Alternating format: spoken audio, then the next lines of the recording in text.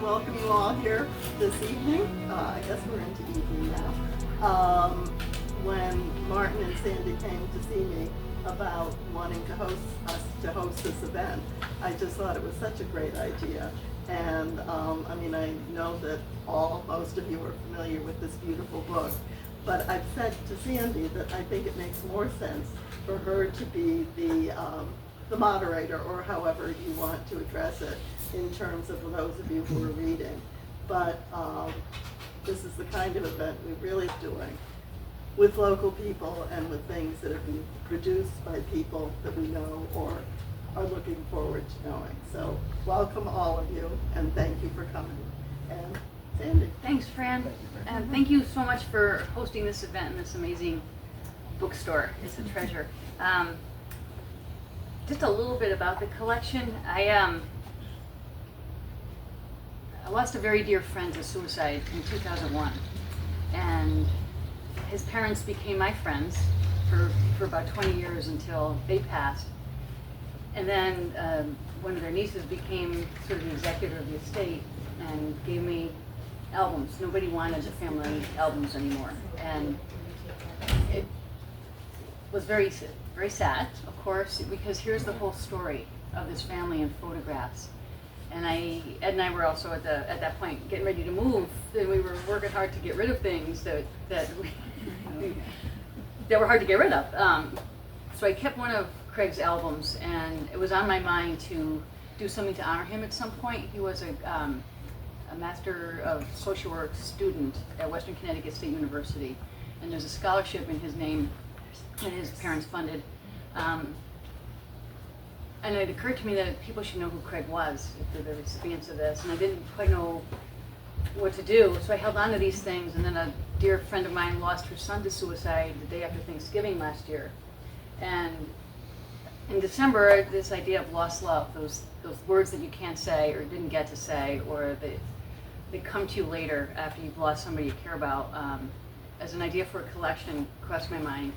And Ed and I have a small imprint, Oronod Mountain Publishing, and we put the call out for people if they wanted to share a poem, and the outpouring came from around the world, many poets in Connecticut. And many of those poets are here, so it's a real honor to have them here to share their stories. And what it became as I was putting it together was a celebration of loved lives. And so it's just an honor to get to know people through this kind of work. And I'm glad you're here. And what I'd like to do is just read the poem that my friend Craig wrote after one of his hospitalizations following with his mental illness. And it's called Birth, Death, and Resurrection by Craig Allen Lundwall, Danbury, Connecticut, United States. Joyful now, the rivers of my eyes have run dry. Light now, at last the coal black tempest has passed. Free now, the chains of pain are severed, my soul emancipated. Relief now, I exhale, dispensing my fear of the future. Hopeful now, my spirit again free to imagine, able to dream. Awake now, part of the circle again, I spin new sensations. Rested now, vitality regained, I engage all I see. Peaceful now, the meaning revealed, I have mastered the lesson. So that's Craig's poem. We have other poets who've contributed that have come some distance to be here. Karen, would you come on up and read your poem? Sure. My name is Karen Ciosek. I live in Wallingford, and I get emotional about these types of things. And when I heard from Sandy about lost love, I just thought of myself maybe the first time falling in love, and it was a long time ago.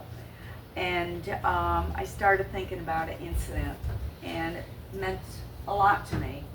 So I'm going to share it. It's called Lament. If I could have seen you then one more time, I wouldn't have let you go. I would have wrapped myself around you, linked my arms into yours, discussed the war, my starting college, your junior year. And I need my glasses. I would have pressed closer to you, to listen to you breathe, to sense the heat of your body, to melt in the sound of your voice, your laughter, smile. I would have felt safe in your hands, my heart opening to yours, knowing our differences, culture, religion didn't matter. Your caring for me shone in your eyes. You must have seen the same in mine. But fear from my father's glare of disapproval held me back then, when you and I could have been us. Thank you. Alrighty. Just want to mention that a lot of connections get formed simply through poetry, people sharing their poems and connecting through poetry, and just how I know Karen as well as Nancy. Would you come on up, Nancy, Sure. read your poem? So I decided to submit one about college love. And if you're reading along, it's page 75. The lines are broken, which match the heart of the speaker. Evenings are always the toughest. Summer mornings, I await your letter, watch the carrier pass by tanned, empty-handed. She frowns. I feign a smile.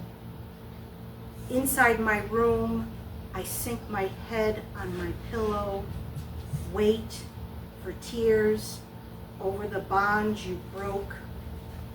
Back in May, we sat at the shore of the campus pond, held hands, promised hearts.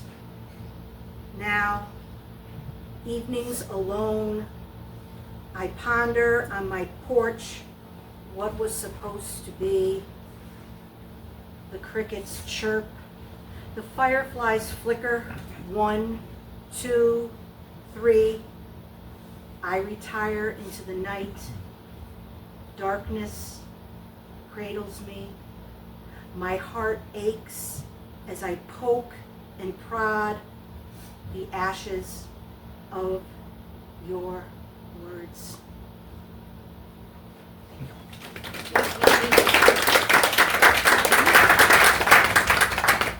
Ed, would you jump in?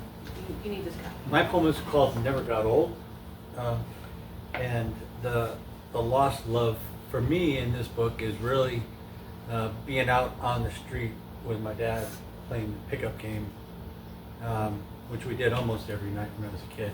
And like in Old Bridge, New Jersey, like I'm sure in a lot of towns or suburbs, you could put a basketball pole right in front of your house next to your driveway so that the street was the court, but the pole is up. You know, you didn't have to use any of those plastic things that they have now and keep sandbags on the back so they wouldn't fall over. But this has never got old. I'll know I'm getting old, the father said, when you beat me. The son dribbled the ball atop the key. They stood there in the street, hoop at the curb in front of the small house, just enough light catching the rim and net.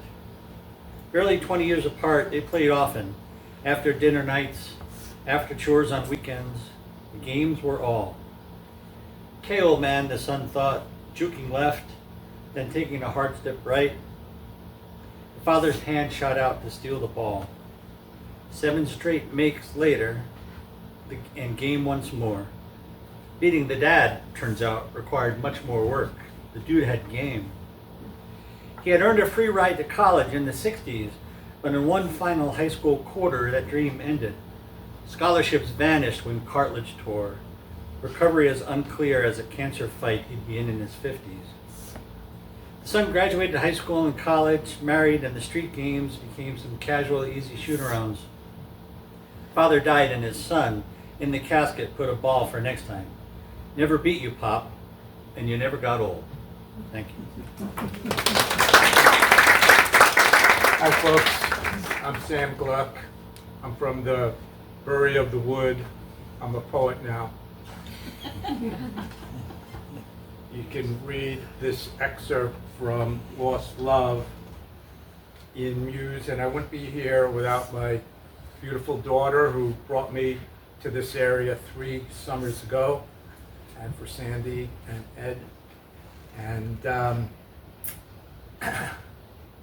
when I became aware that there was going to be a publication of Lost Love, my mind, I didn't have anything, and my mind immediately went to, well, you know, I've had a lot of loves, and I've lost a lot of loves, and I just let it go with that.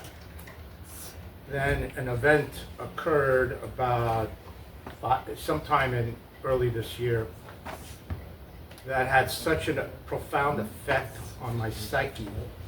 I couldn't get my head wrapped around it. And I tried to, I thought perhaps that would be the stimulus that would help me express it, but it couldn't happen. And then, unfortunately, another event occurred.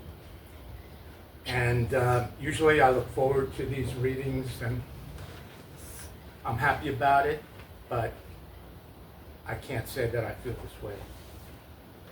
And this is called Soul Survivor. It's on page 91 of my Muse, and is in Lost Love. And it's Soul Survivor. I thought about spelling soul in a new, different way, because the title of the poem is Soul, as in solitary, soul, S-O-L-E. But it could very easily be S-O-U-L, survivor. So I thought I'd combine the two, make a new word, S-O-U-L-E. This is called Soul Survivor. There's a disruption in the field. Something is not the same. There's a crack in the ground, a blow in my mind, a tear in my soul, a rip in my gut, a bleed in my heart. I am shocked and stunned. Something has drastically changed. I'm confused. Reality has been bent out of shape and will never be the same. She is gone. They are all gone. Only the fading wake of the memories of what once was a life, a love, a family, and I alone am the sole survivor, the final repository of all that once was, the joys and the pains, the love and all its stains, the firstborn and the last, to cherish and keep all of what used to be.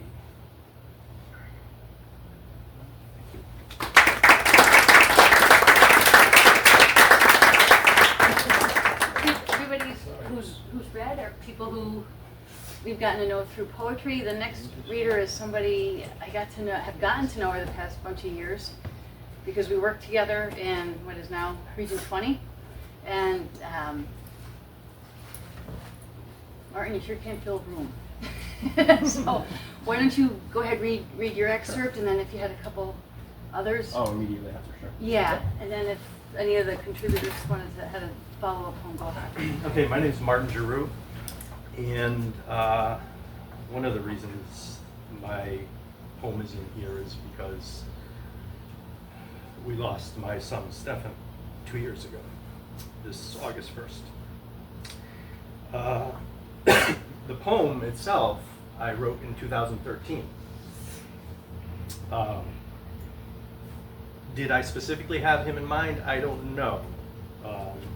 But one of the things that happened is when he passed, it was in the height of the Perseids. The meteor shower was coming through at the time. And one of the things that I like to think about is that every time the anniversary of his death passes, those Perseids are coming right by. And that is really powerful for me. So here's Perseids.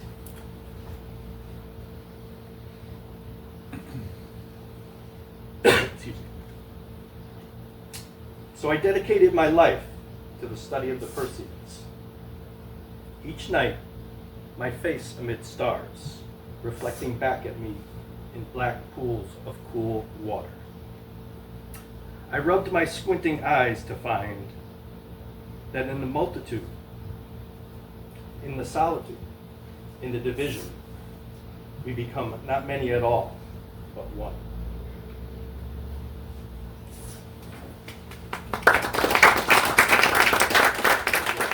Called River Stones, which is appropriate because the Chippewa River is about 100 yards that way maybe, and I think I wrote it after I had hiked along the Chippewa.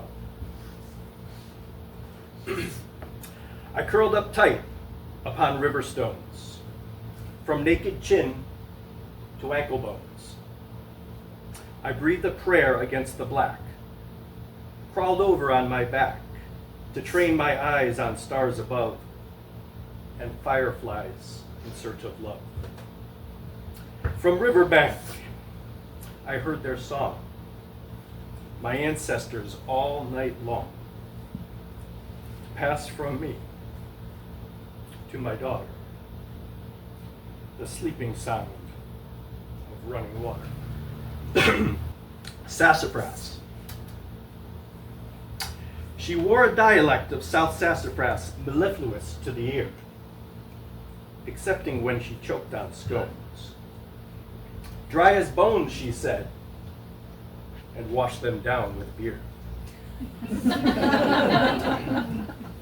We battled over little things like Saturn's bangles and Neptune's rings, most mundane examinings. Like the acuteness of a newt from every angle, we tried indeed to disentangle the pricker from the briar. Didn't we, though, aspire, languid, lost, and free, underneath that sassafras tree?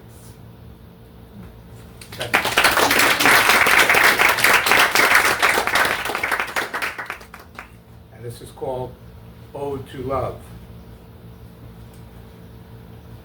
Ode to thee, dearest love of life. What would I do? What would I be without you? Could I live? Would I die? Or merely exist? You fill me with the food of life, breath, earth, and sky. Like a flower turning to the sun, I bask in your light, my dearest one. You assume many forms and take different shapes. At times you are a goddess, or sometimes a child. You might be a friend or a beast in the wild. Always you are beautiful. You might be a bird singing in a tree, or the stars sparkling in the sky when the moon rises from out of the sea. At times I thought you were forever lost. I was in grief, despair, and bereft. I feared I would never see you again, but truly, you never left. You were within me all the time, a seed waiting to flower again. It only required a clearer view so that I could more deeply come to know you. Oh, dear love, what would I be? What could I do without you? Could I live? Would I thrive? Without you, I truly am not fully alive. Oh, to thee, dearest love of life. And my next ode is to life. This is called Ode to Life. Ode to thee, dear friend of life. My soul has been restored. Thank you for all your gifts and for the many blessings bestowed. Praise to thee, dear rising sun, and the glorious power of your light. I look forward to greeting you again with the wisdom of your insight. Even in my dreams, you are always by my side. We travel to places never before seen, with people and loves, both known and lost, so I can be with them again and again. Dearest companion of this life, you have been my closest friend, and I know you will go on without me when our time together comes to its end. Then you will be with all those whom I love, and I know you will love them as sweetly as you will love me. Dear friend of life, thank you for loving me so deeply. And my next to last poem, which appears in Muse, is the first poem I ever wrote. In 1970, it was published in 1994 in an anthology called A Far Off Place by the National Library of Poetry. And this is very special to me because it's my first poem. And it's called Island Lady. My ship is entering your harbor, Island Lady. My anchor is plunging heavily headlong into the soft, sandy bottoms of your bay. And I am coming to stay a while on your tropic isle of setting suns and orange skies, moonstruck nights and starshine eyes, of blue, violet, and purple moons hanging over lazy lagoons, and your slender palms pulsating in the evening breeze, rustling through the leaves and through your hair like the breath of a shadow. You are as lovely in the darkness as you are brilliant in the light. Island Lady, make love with me tonight. Live totally in this moment that will last us for a life. Make our time tonight timelessly infinite, and let me live forever in your mind and heart, just as I live in every part of your luscious island home, just as you've made your way deeply into my soul. So I wrote that when I was 22 or 23, and I wrote this last week, and I'm not 22 or 23 anymore. This is called Ode to the Lady of the Isle. Ode to thee, fairest lady of the isle, I haven't seen you in a long, long, long while. You live now only in the island of my dreams. Enchanted was I by your look and your smile. I dreamt you into my reality. Then you appeared like a glorious vision, a portent of what was to come, the physical embodiment of an ethereal apparition. You entered into the sultry tropical night like a phantasm, and I was blown away in the wake of your vibration. Your sky blue eyes, long dark hair, and lucent white skin, a masterpiece curated by a celestial magician. You read Kabbalah and the Tibetan Book of the Dead through tarot cards and knew the I Ching. You were my tantric teacher, my spiritual guide, and taught me many wonderful, mystical things. We undulated under the swaying palms. Our love was exotic, erotic, to the sound of soft Pacific waves. Your smile, your grace was a radiant frame around your luminous face. We slept beneath the stars on a beach of golden sand and lived on coconuts and avocado. We were enraptured and free as the ocean breeze. You were my Venus, and I your Apollo. How we stayed on our tropic isle of setting suns and moonstruck nights, we will never know what might have been. We were shooting stars, sparkling in the dark night sky. I will see you in paradise, Silent Lady, where we will be together again.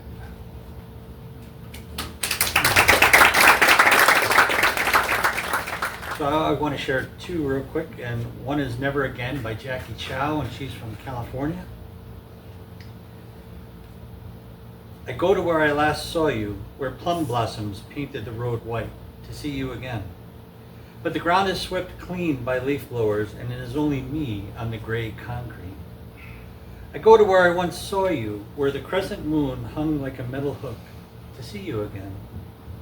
But now the moon is full, and for all these days and weeks, I have not yet found you again. You, a passerby of gardens and night skies, never to be caught at the same place again. That was Jackie Chow. And this is by a gentleman named Ciosek from Poland. call presence. I'm lying on the beach. The July sun hides behind the horizon, no soul in sight. I'm surrounded by nature, untouched by human hands. Memories come back alive. The sea whispers my name with your voice. The wind strokes my face with your kisses. Warm sand reminds me of your cuddled body. The stars shine with the glow of your eyes. It almost feels like you're here with me. I fall asleep with a smile. But at some moment, the wind will stop, the sea will calm, the sand will cool, the stars will hide behind the clouds. When the sun rises and the sunlight wakes me up, I will still be alone at the beach and in my life. Ciosek. I think processing grief takes the rest of your life. It's no small thing. And I did, but we get there. After I lost my mom and my dad consecutively, like within 6 months of each other, during COVID, my building principal said, "You're gonna be okay." She knew stuff. And it just somebody else who had lost her mom being able to say that, and you don't believe it when you're in it, right? This poem is called This Shoal. Through the summer haze, filming the skyline, I saw you in the mighty cumulus clouds, rising from invisible volcanoes just below the glassy sea's surface, as if you had come to say, there is more, above, below, beyond what you behold. We are here, our souls at sea, our home. Let your heart remember. Open the door to eternity. Remember and live. The granite sands hold the heat of memory of spirit, living. Lapping water listens. The sky and sun feel the press of your breath. Every life is a keeper of Earth's soul. Open your heart. Stay a part of this shoal. Thank you. And thank you, everybody, for coming out tonight.